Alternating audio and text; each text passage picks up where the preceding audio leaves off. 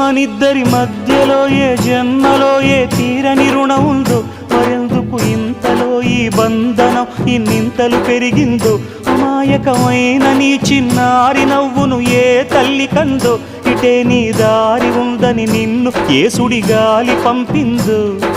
పాపం పుణ్యం దేవుడికెరుక, పేదకు దొరికిన బంగారు కణిక, పాలు వెన్నాలేవని అనక ప్రేమను తాగి పెరగవెసిలక. వలేసే పాడు లోకం కంటపడక ఉండు నాయనక, ఇలా నా గుండెలోనే గువ్వల కొలు ఉండిపోయింక. ఇటే పోస్తే ఎమున్నైనా నిలేస్తానే, మరింక ఏ కీడు నివంకరాలే.